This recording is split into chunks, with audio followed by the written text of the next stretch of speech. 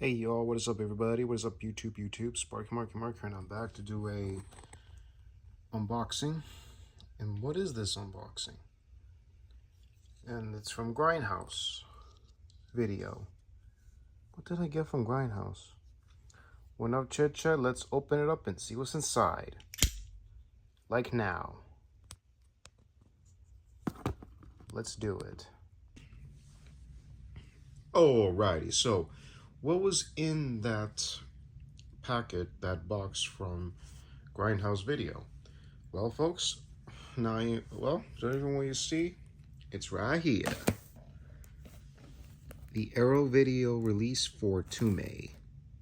This is, of course, the newly commissioned artwork for this year's release. It's the 26th anniversary, or the 25th. It came out in 1998 and released I don't know, during home video releasing in 1999. So yeah, based on the smash hit series, by the same cult manga artist Yuji Ito, Uzumaki, Tomie tells the tales of an evil high school seductress identifiable by a beauty mark beneath her left eye, whose bewitching kiss drives man to madness. And this came out during the time of Scream, during the Scream era in the late 90s, because the horror genre got goosed up. All horror movies got goosed up because of Scream. Thanks to the success of that release, the genre is now taken serious. Not being loony or whatever, but all serious. And of course in different countries. And also what comes in this content, I don't know if they're going to release a standard one or so. Okay, so this one's going to have a high definition 1080p presentation, original lossless 5.1, and stereo 2.0 audio. Optional subtitles, English, good, so that anybody doesn't understand foreign languages or Japanese in general, you're going to need subtitles to understand what are you listening and what they're saying. Okay, brand new audio commentary by critic and Japanese cinema expert Amber T. And of course you have It's a Girl's World brand new interview with actress Mami Nakamura, who of course plays the role of Tetsuko, who's a photography student, and of course is haunted by the memories of this character. And then we have and you have from manga to screen, brand new interview with producer Mikihiko Hatara. Then you have Archival making of documentary, which is obviously from the DVD release that we have, that I did show you in my previous movie review. And then we have Tomie trailers, image gallery, illustrated collector's booklet, and brand new writing by Zach Devesian and Eugene Thacker. Reversible sleeve featuring original newly commissioned artwork by Sarah Deck. So yeah, feature length is about 95 minutes, and it's region A. We gotta get all region, you know. Heck. And then we have English subtitles, language, Japanese, audio, aspect ratios, all the details. So yeah. And I'm a little bit zoomed in. So yeah, this is the newly commissioned artwork. And tell me something, you guys don't think Michael Myers will go crazy by killing Tomie? Or maybe he'll fall in love with her. Who knows? So yeah, this is sealed, so let me open this up. Alrighty, folks, so here's the artwork out of the wrap. Wonderful. And this is during the final act scene, by the way, where we see the villainess. Okay, open it up. Well, what do we have here? This is the original Japanese poster art. I can't believe this. This has been turned? I don't believe this. And of course, and yeah, it's reversed. Yep, in Japanese, baby. This is the poster that we got. And of course, I'll get to that in a moment. But here's the disc art from the reversible, from the newly commissioned artwork. And here's the original, the newly commissioned artwork. Huh, I could have done a better job myself, but I didn't change this. This was already been changed. Like, wow. Huh. Fans of both the manga novels and the movie would love this. Huh, maybe that's what they did that for us. Obviously, you already know the release for the Trick or Treat that came out on 2007 or 2009. It's got a 4K release. You can still get it. I'm not so sure. I'm glad with the copy that I have. I don't know about the 4K version.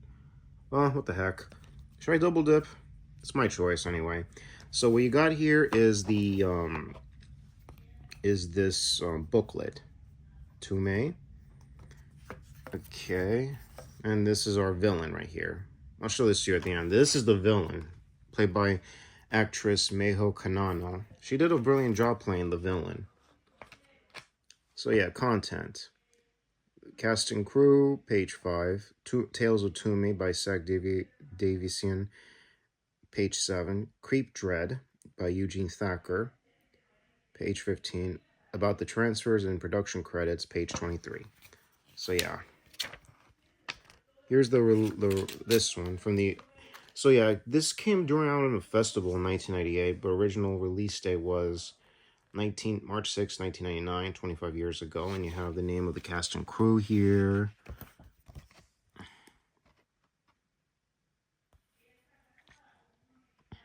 Pause that very carefully. Here we have our female villain, played by the wonderfully Meho Kanano. Better yet,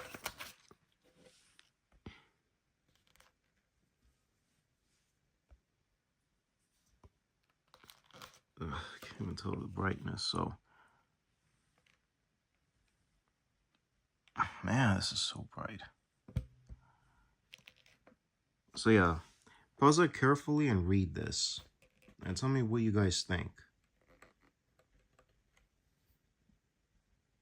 Pause it, then read it. On to the next page.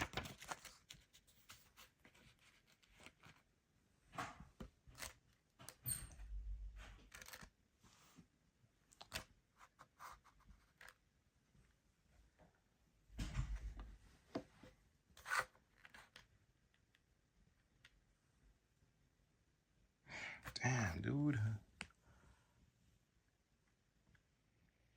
Okay. Pause it and read it. Like now. And this is a scene from, I believe, second act. Maybe I am sure of it.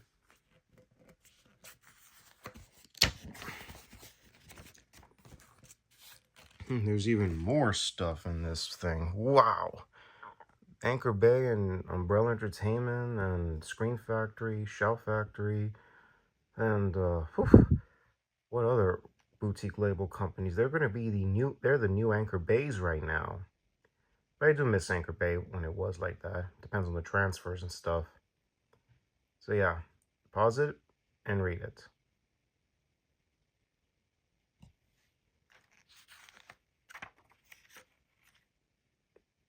And of course, this is the confrontation scene between our female heroine and our villainess, meeting face to face. Because technically, if anybody hasn't seen the movie, just please pause it. I'm not going to spoil nothing, then.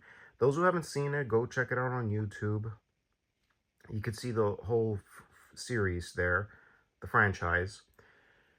And if anybody wants to get a copy of it, you can find it at certain places. Arrow Video, bye-bye. It just like went out like pancakes over a month ago. I didn't even bother checking it. And check out certain places, Grindhouse Video or certain places that would say, or Amazon, check that out. So yeah, check that out as well. And of course, read this and pause it carefully. So yeah, since the release of this movie, they've released almost, it spawned a big sequel since the second one came out in the late 90s. First was 98, the second one was 99, which was another phase. Forbidden Fruit, Replay, Forbidden Fruit, and then Beginning was 2005, same time as Revenge. So first Beginning, then Revenge. Okay, so pause this and read it carefully, folks. So yeah, after the success of this movie, it got a lot of vibe from the world of horror in general.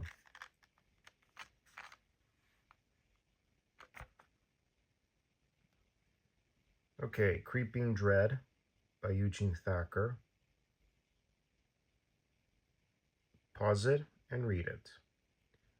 And of course, if anybody, when they were young, anybody young in 1987 will remember the graphic novels published in 1987, around the year of action films in general, Predator in general, and other sorts of films from different genres, whether it be anime, comedy, suspense, horror, action, sci-fi. Check that out. Huh. Saying it's like an H.P. Lovecraft vibe or level. Tell me what you guys think. Do you sense H.P. Lovecraft in these Japanese horror movies, but instantly like Tomie? Not all Japanese movies, I can't even tell. But the Tomie movies does have the vibe of H.P. Lovecraft. So, tell me what you guys think.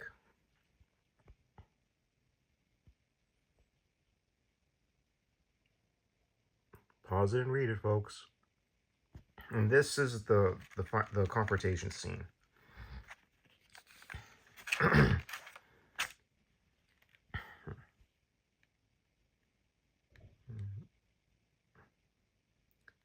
Pause it and read it, folks.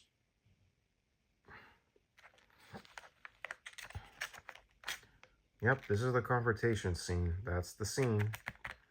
But I'm not going to tell too much, because I know that scene. I love the movie.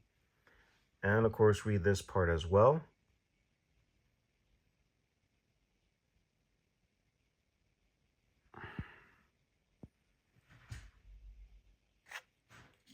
And let's take a look at this one. And this is the final act scene.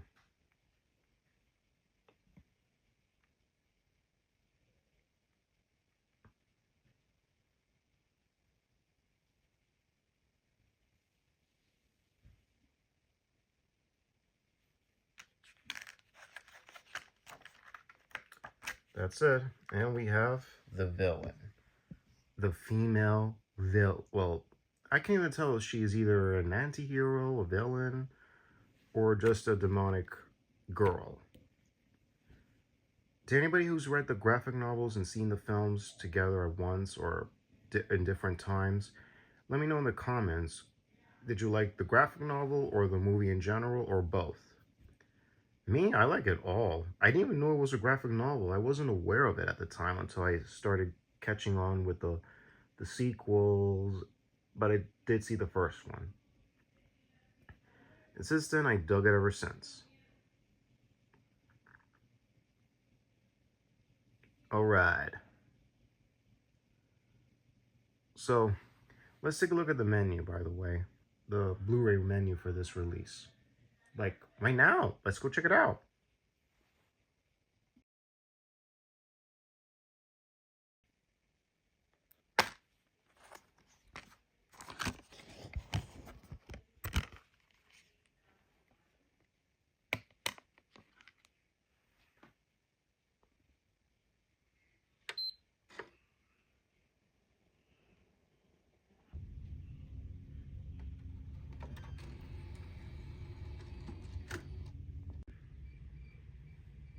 Alrighty, here is you have the Blu-ray menu. But I have to like put it on mute because of the music score, and I don't want to be putting any copyright infringement. So you have on the disc, you have audio commentary with a person by the name of Amber T. And then you have It's a Girl's World, interview with the director, Ataru Oikawa. And here is the special feature, It's a Girl's World, which is about 3 minutes and 30, it's about, how many minutes? Oh yeah, 34 minutes and 35 seconds in length, interview with the director, and talking about how he got into filming, talking about what kind of film Tomie is, and how he got involved in the industry and to the general public, and talking about people of today's society. And he had directed a film prior to that, but also he talked about that he wasn't a big fan of horror movies, and until he saw Rosemary's Baby, and then in the 70s, and another 70s horror film called The Exorcist, and he got intrigued by those two horror films, and it became his favorite horror films. And of course, talking about meeting a hostess at the bar. A hostess at some bar, and talked about the Manga comics that was done by Mr. Yuji Ito. Great graphic novels and everything, and talk about the waitress, that she would be a bit like Tomie in a way, or was the inspiration of the character of Tomie. And talking about, and did a film called Door, and talking about the process of living in a character living in National Route 16 near the city or next to the city, and then talking about the process, even the graphic novels, talking about all girls of ages between young to teenage years devouring the character of Tomie, which became a icon character, a female villainess, and talking about also casting for the role of Tomie, that mentions about that talked through a dozen actresses, but then they had to find one that brings audiences to theaters with a certain name of the actress portraying the character. And therefore, until one actress came in mind who had worked in a film called Door, and that was when they brought in an actress named Miho Kano, Miho Kano, Kanno,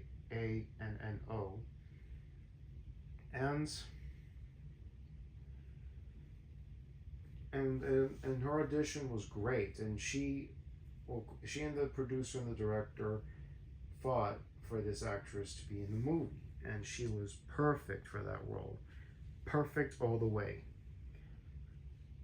And also talking about turning the manga to a film and converting it into live action as opposed to movie canon, and was a fan of American horror films like Friday the 13th. He wanted to put something like that in Tomie, but of course it has to have a touch of America to speak it, my work. And for impressions, but Ito wasn't keying, but the creator of the characters, the author Jinju Ito, was not too keen on that idea. And he wanted to put fear, what kind of fear is going to be facing the characters in the film, by putting fear on everyone. And also another surprising, that the author Ito, Jinju Ito, makes a cameo in the movie in one of the crime scenes, and as a forensic photographer. So yeah, he does appear in the movie, kind of like a feel of Hitchcock. And and what else? And he did also a short film, which I forgot the name of it. It was if anybody has the Blu-ray, go check it out. And also the scene where the Tomie character, where Tomie has a live cockroach, nobody on set ever went near this cockroach. but the actress wasn't frightened or anything. And if you see it on film, she is very teasing the Titsuko character with the roach. In other countries, nobody likes roaches. Oh my god. Oh Jesus, man. Oh Jesus. So yeah, that was very scary, putting in front of the actress that was playing Titsuko to Mami Nakamura. Plus, she was chosen for the role of Titsuko, who is the suburban girl of the film. And of course, putting it on everyday lives and making sure people were getting along well. And the author showed up on set, but very quiet, never intervened with the director or the actresses or actors. He was just being there as a supervisor as well and seeing the shoots. And 20 odd years later, people still love this movie, and he refers to it as, the director, Mr. Oikawa, refers to this character and the movie as his own Mona Lisa. So yeah, and has done well in different countries. So yeah, it's a very, very good detailed interview with the director. Now folks, on to the next one. Also, here is a documentary called Scream Queen, interview with actress Mami Nakamura, who plays the girl named Tsuko, the final girl or the heroine of the story. And how do you put this? She talks about that. She says it's different from. She says that the Tomie is different. Is a different film from your standard horror films of today, and how in depth it is of the human psyche and the human minds, and the painful, the female protagonists of the two female protagonists, which is the key on this film. And she had work and talking about the horror entertainment is trying to the subconscious mind of the two female girls of this story, and also believing that the director offered her the role.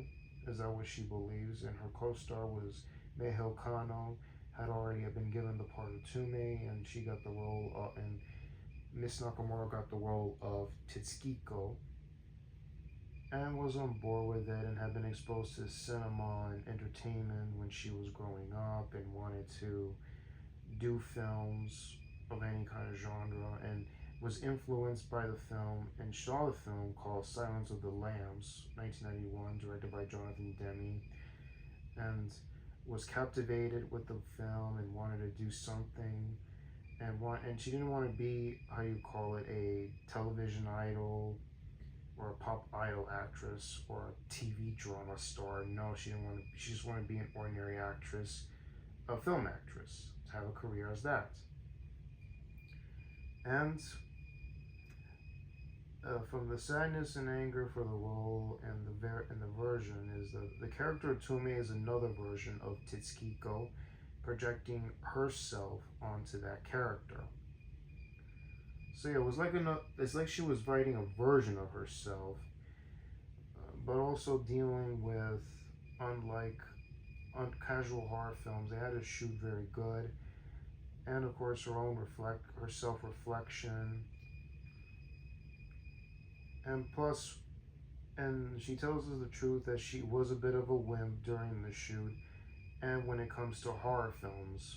But it was a wimp when it comes to horror films, and it's not nothing like would have previously sought out herself, and got the part when she read the Manga material that was created by Mr. Ito.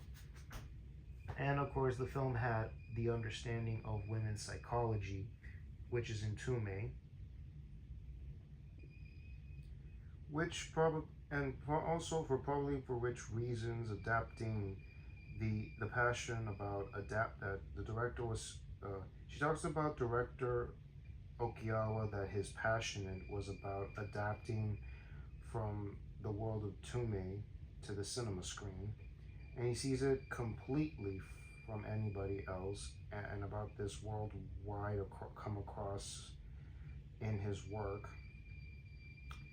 And of course, his passion. The director was passionate, and it came through Miss Nakamura's performances and Miss Kanano's performances, and emotionally speaking, and that's talking about they were good at dramas, and the two actresses carry the film, and admiring, and plus Miss Nakamura admires Miss Kano, who plays Tomie. Very good in her performance because she's the main star of the film.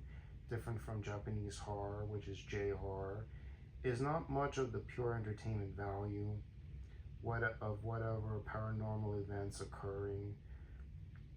And I mean, as it is on exploring the darkness everyone conceal in the depth of the humans of their psyches, anticipating the cycles of tragedy that the human beings progigate, and what would say stronger Japanese films come when it comes to Western or American horror, and it is more shocking, making the audiences scream out of their pants. And of course, and believes that the director is happy with the results and everything, how it turned out over the years, and it made into a series of films and was portrayed by different actresses of the character of Tomie. Of course, there have been like 9 films.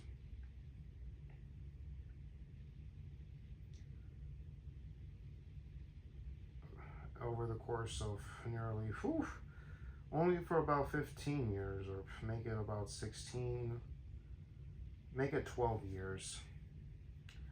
There's been another one, and also talking about, and she talks about that they were making the film on a shoestring budget. If anybody knows what a shoestring budget is, it's like minimum budget or micro budget, maybe, I don't know how much money they spent on shooting the effects and the practicals, post-productions. They just went ahead and shoot different sets, locations around Japan, making sure it fits well. And of course, she was learning this, and Miss Nakamura actually learning this herself for the first time, and so many people watching the film and really responding to it couldn't be even more happier to hear from the audiences from foreign and American, and certainly that the Mr. Ito and director Oikawa and everyone down to the cast and crew are delighted it had a lasting effect that still felt to this day because of the greatest achievement, filmmaking. So yeah, that's a lot of good words coming from Miss Nakamura. Really fantastic actress, and she's doing well for herself. So yeah.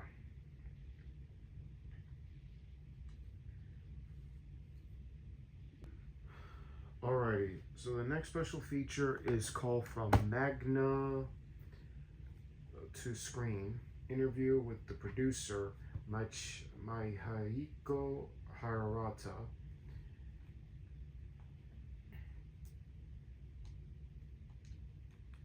Which is about 12 minutes and 46 seconds in length.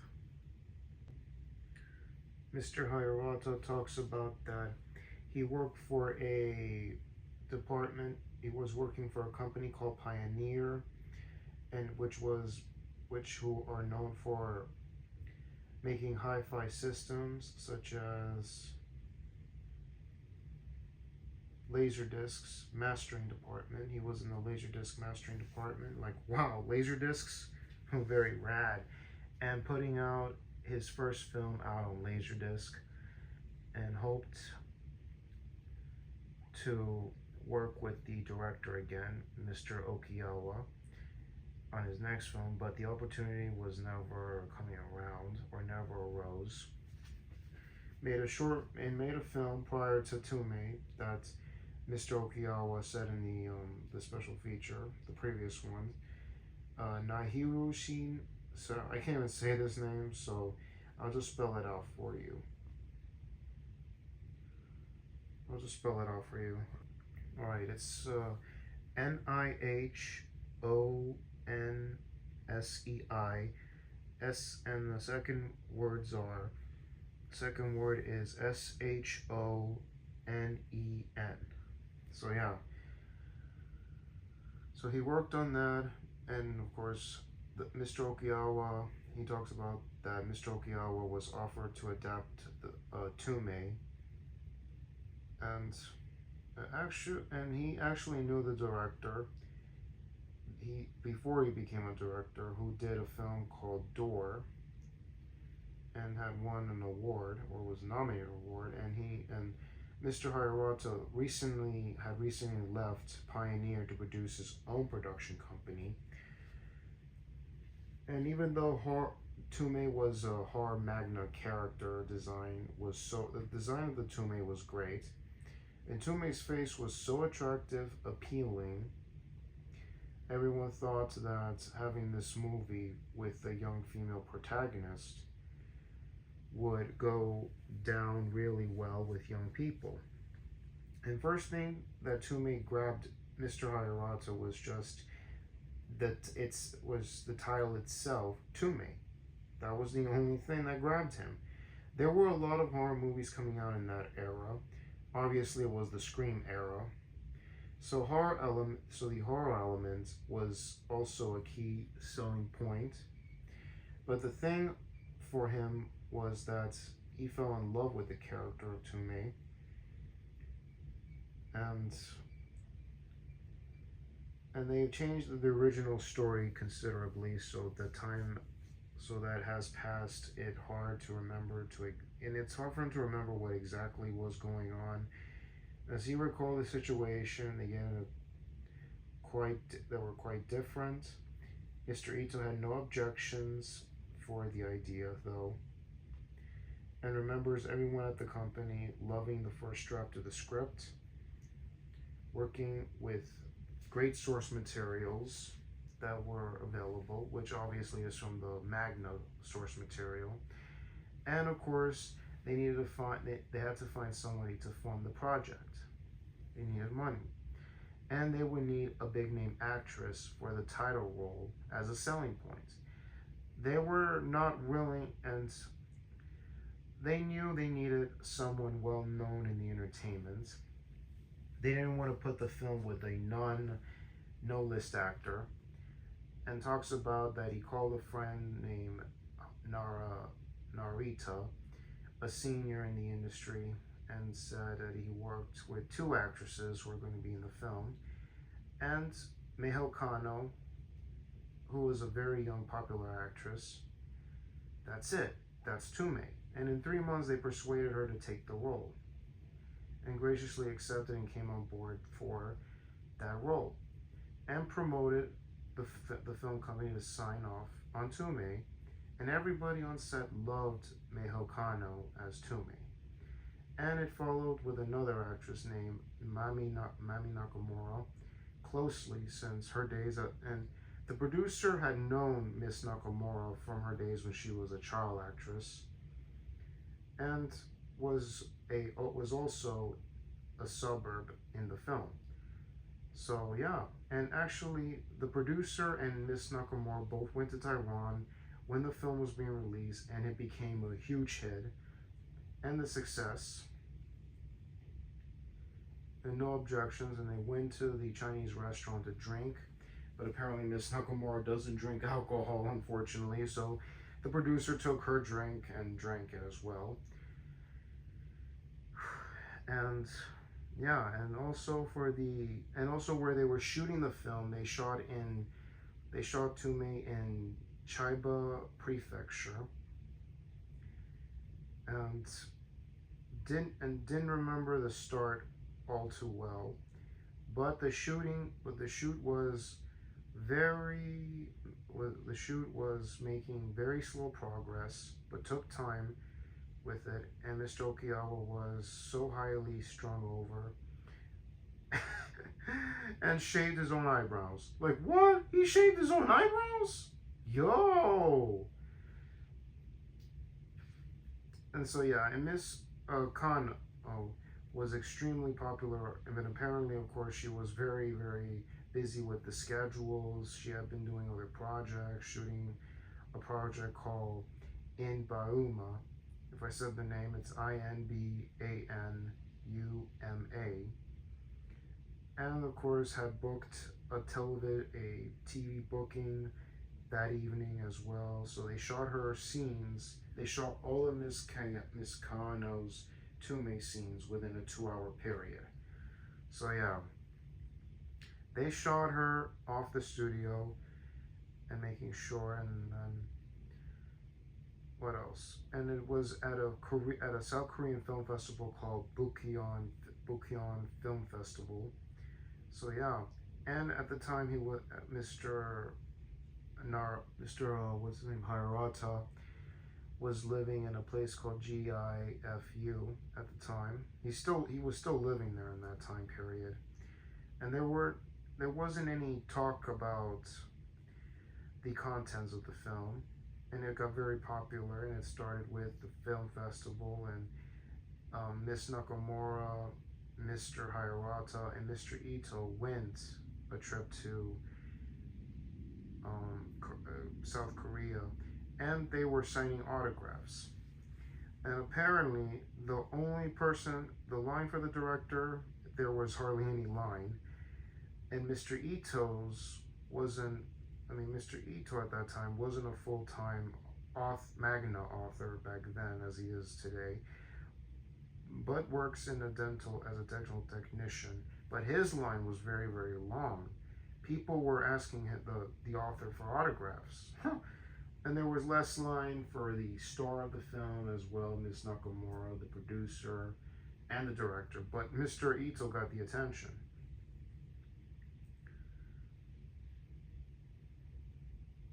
And talking about that the film series has gone well, and he wasn't even involved in Mr. Ito.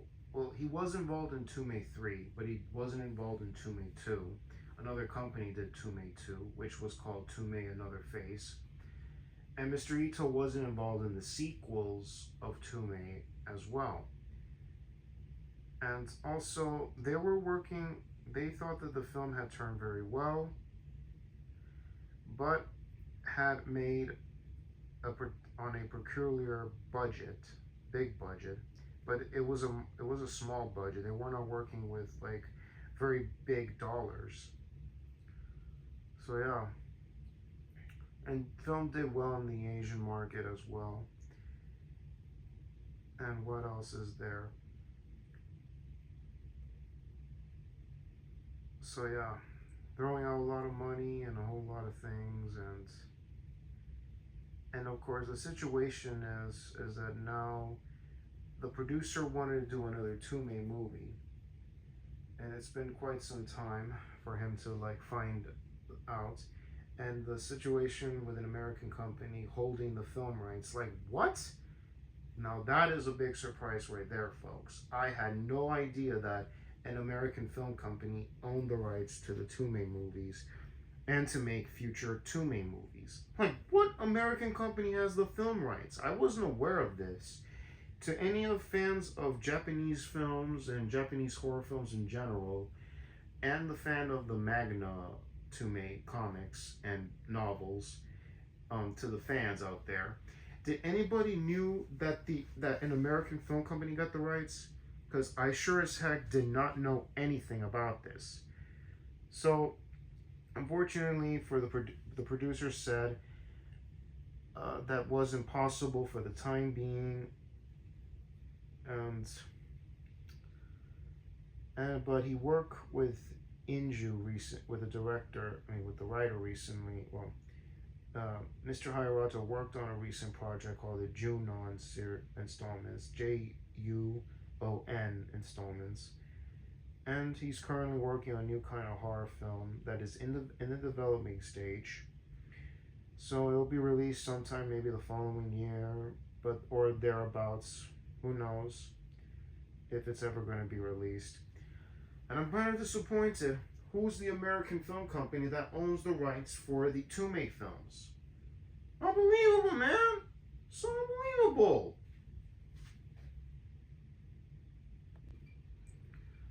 So the next one, you already saw my movie review for the first one. This is an archival documentary that was shot during behind the scenes of in the late 90s, around maybe 98, early 98 to like maybe in the summer of 99. But just gonna show you one part of the documentary that where you do see Ghostface, where I mentioned it when the movie came out in festival or in theaters, you see somebody cosplaying as Ghostface. So yeah, this archival interview is about approximately 28 minutes and 13 seconds in length. You have archival interviews, behind the scenes, makeup effects, telling you the details about the making of the film. And here is the scene I promised you all to show you, that you're going to see somebody in a Ghostface costume, and there it is. That is somebody in a Ghostface costume right there. Do you see Ghostface? Holy cow.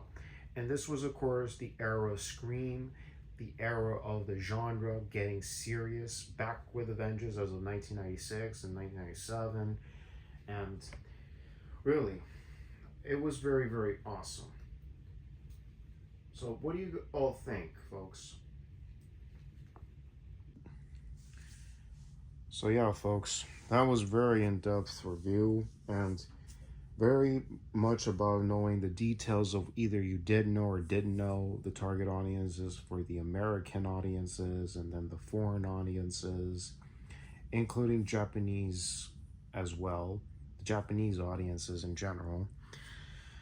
So yeah, you saw this in the BluRay review, and unfortunately you don't have no new interviews with the actress Meho Kano, if I said her name right. That's her.